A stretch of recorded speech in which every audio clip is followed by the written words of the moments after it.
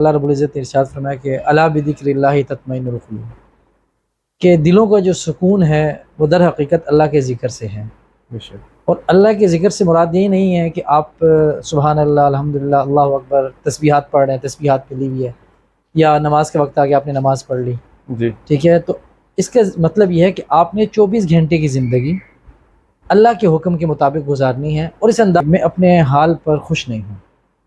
جی اللہ نے جو کچھ مجھے دیا ہوا ہے نا، جی میں اس پہ خوش نہیں ہوں، میں جو کچھ کر رہا ہوں میں اس پہ خوش نہیں ہوں۔ جی میں آپ کو دیکھوں گا، آپ گاڑی میں جا رہے ہیں اور آپ کا اچھا گھر ہے، ٹھیک ہے، جی آپ کا کچھ بینک بیلنس ہے جو میرے علم میں آ جاتا ہے۔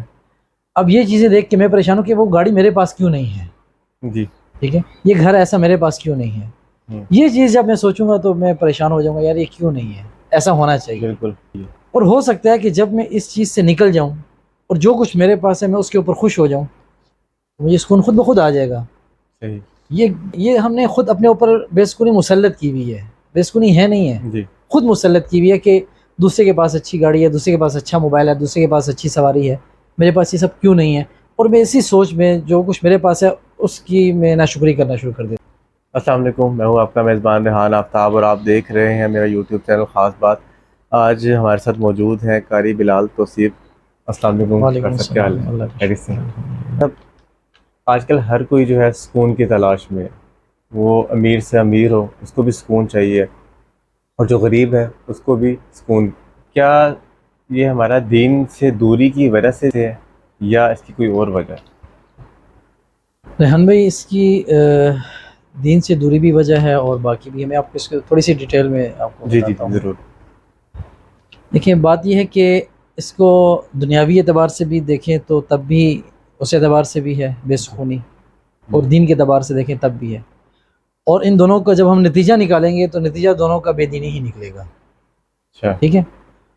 آپ ایک چیز لے رہے ہیں دنیاوی اعتبار سے، اگر ہم کہتے ہیں تو دنیاوی اعتبار سے بے سکونی اس وجہ سے ہے کہ میں اپنے حال پر خوش نہیں ہوں۔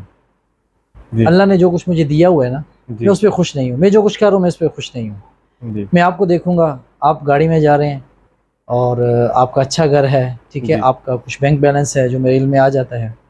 اب یہ چیزیں دیکھ کے میں پریشان ہوں کہ وہ گاڑی میرے پاس کیوں نہیں ہے، جی ٹھیک ہے، یہ گھر ایسا میرے پاس کیوں نہیں ہے۔ یہ چیز جب میں سوچوں گا تو میں پریشان ہو جاؤں گا، یار یہ کیوں نہیں ہے، ایسا ہونا چاہیے۔ بالکل کبھی بھی ایسا نہیں ہوگا کہ میں اپنے برابر والے کو دیکھوں گا یا اپنے نیچے والے کو دیکھوں گا، بالکل اوپر والے کو ہی دیکھوں گا اور اس کو دیکھ دیکھ کے پریشان ہوتا رہوں گا۔ ایسے ہی ہے۔ اور ہو سکتا ہے کہ جب میں اس چیز سے نکل جاؤں اور جو کچھ میرے پاس ہے میں اس کے اوپر خوش ہو جاؤں، مجھے سکون خود بخود آ جائے گا۔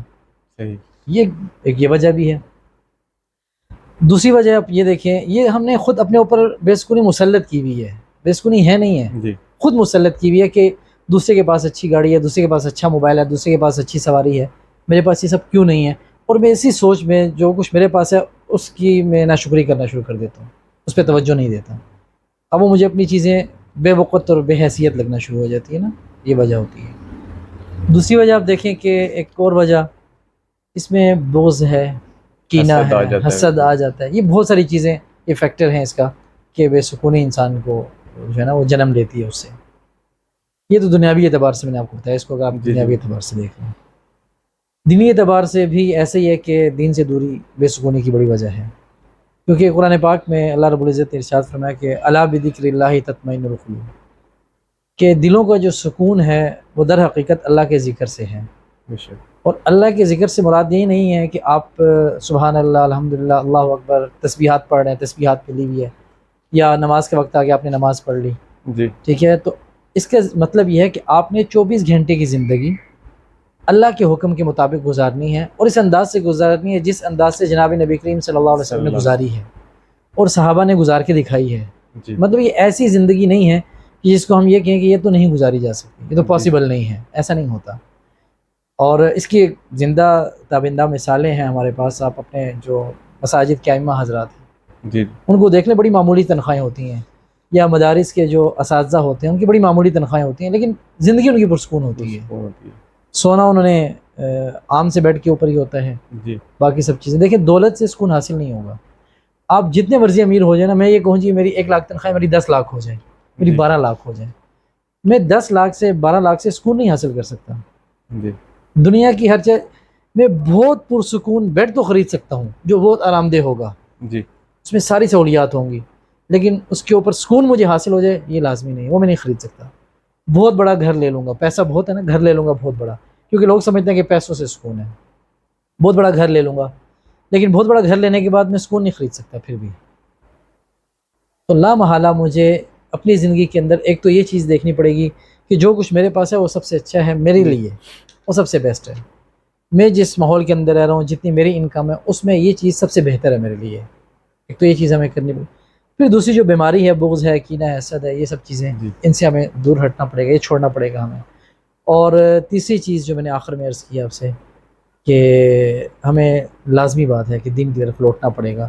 اب ان سب چیزوں کا اگر آپ خلاصہ نکالیں گے نا کہ بغض، کینہ، حسد، اس سے بھی قرآن نے منع کیا ہے، ٹھیک ہے۔ جب دوسروں کو ہم اب دیکھتے ہیں کہ بہت اچھی چیزیں ہمارے پاس نہیں ہیں، تو اس سے بھی اسلامی تعلیمات نے منع کیا ہے۔ ابھی میں آپ سے یہی سوال کرنے لگا تھا کہ حسد سے پھر کیسے بچا جائے؟